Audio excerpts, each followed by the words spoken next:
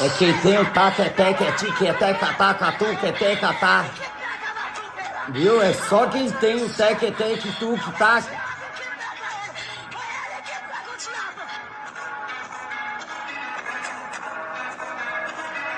É só quem tem o té, que tu, que tá, que tá, que tá, que tu, que té, que tá, que tá. Gente, olha, eu vou discordar um pouco aqui do pastor Flávio Amaral. Eu vou discordar de muitas pessoas que de repente podem pensar como ele. Porque as pessoas têm que tomar cuidado, porque nós estamos falando de vidas. Aí você vai dizer assim, mas as pessoas estão esculhambando com o evangelho, estão fazendo do evangelho comércio, estão fazendo do evangelho chacota como foi lá no carnaval, lá, ó, onde a doutora Aline Barros, com alguns supostos pastores, estavam lá participando, lá, fazendo a abertura do carnaval. Mas, especificamente aqui falando desse assunto aqui, né, desse jovem pregador, gente, eu acho que as pessoas, elas devem primeiro se ater ali, no mínimo investigar, observar de quem estão falando, observar, procurar conhecer a história. Jesus Cristo disse que nós falamos o que vimos e testificamos aquilo que ouvimos. Então não é você ouvir uma notícia, não é você ouvir alguém, ou você falar de alguém, descer o cajado de alguém só porque alguém está falando, só porque alguém está batendo. Nesse caso aqui, primeiro, olha só essa fala aqui, eu vou mostrar para você aqui um pouco da fala dele, né, até para não ser injusto aqui, ficar só nas minhas palavras. Veja só o que ele disse aí. E o pior, meu irmão, que não é uma cópia barata, não. É uma cópia cara, tá? É 5 mil a 10 mil para pregar em qualquer igreja. 4 mil, 3 mil, 6 mil. A metade adiantado. Hotel, onde é o hotel? Vai me buscar em Guarulhos, no maior aeroporto de São Paulo, ou no Viracopos, ou no de Brasília, que é chiquetésimo, avião, passagem ida e vinda, viu? Comes e bebes, jantar depois do culto, vivem igual a estrelas de cinema. E olha que tem umas muito mais caro, tem umas muito mais caras do que isso só é um aprendiz de feiticeiro, aprendiz de charlatão, aprendiz de filhos do diabo. Por que eu digo que são aprendiz de filhos do diabo? Porque mentem virado no demônio para chamar a atenção das pessoas. Criminosos. Nesse mesmo culto ele vai até um cara e diz: eu sou o dono do banco. Eu sei até quanto tem na sua conta. Terra.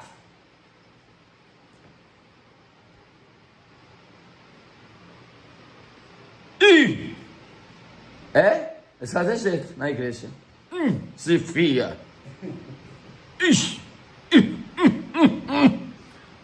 Você olha os vídeos da Susana Paula. Se fia. Andarei com quem andarás comigo. Com quem andarás comigo, eu andarei contigo. E vai chover no Ceará. E vai cair pedra na Bahia.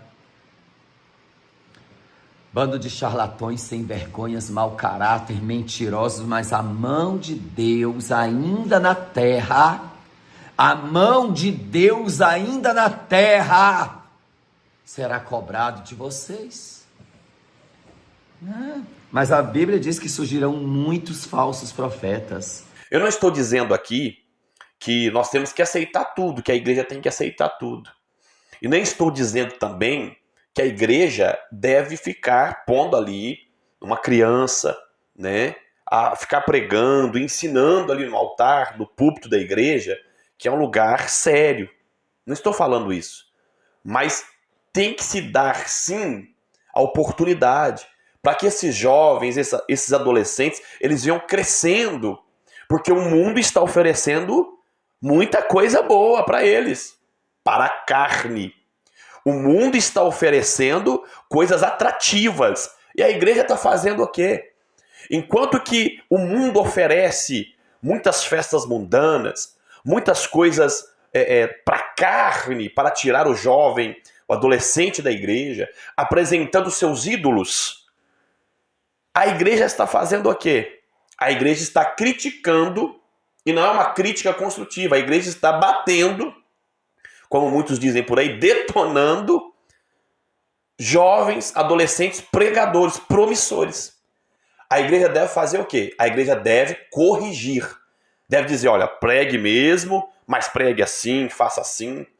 Agora, em relação à questão de dom espiritual, por exemplo, porque ele fala em língua, porque ele entrega profecia, isso aí, gente, deve-se analisar espiritualmente. A Bíblia diz que as coisas espirituais se discernem espiritualmente. É o que a Bíblia diz. Só que hoje o que nós temos visto são pessoas terrenas, carnais, querendo dar pitaco em coisas espirituais. Então, o fato aqui é que a verdade é que a igreja deve sim incentivar jovens a serem levitas na casa do Senhor, jovens a serem pregadores, missionários, missionárias, e não ficar batendo nesses jovens, ficar dizendo que é aprendiz de feiticeiro. Eu não acho isso benéfico. Eu gosto muito, acompanho muito aqui o pastor, gosto muito de acompanhá-lo, mas nessa aqui eu penso, e eu tenho direito disso, ou não tenho direito? Eu penso que ele está errado. Eu penso que aqui ele deve corrigir essa fala dele. Aprendiz de feiticeiro. Não é por aí.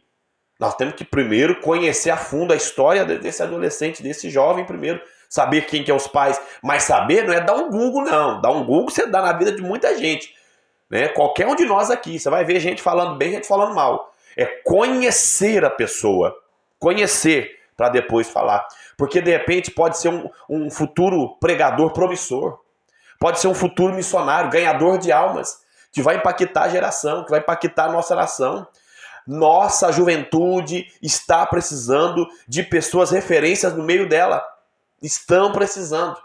E não é batendo, né, querendo matar, como diz o linguajar, né, que nós iremos ajudar, que nós iremos gerar ícones. Você pode perceber que o erro de Elias foi não gerar sucessor. O erro de Eliseu, perdão, foi não gerar sucessor. O erro de Eliseu foi não gerar outro para ficar no lugar dele. Enquanto que Elias, ele teve o seu sucessor. Foi Deus que escolheu, claro, mas não deixa de ser um erro de Eliseu. Eliseu não teve sucessor. Né? E se você for olhar tantos outros. Então, ou seja, a igreja não pode cometer esse erro. A igreja que recebeu a porção dobrada, como Eliseu, não pode cometer o erro de querer guardar só para ela, de querer guardar só para aquela geração.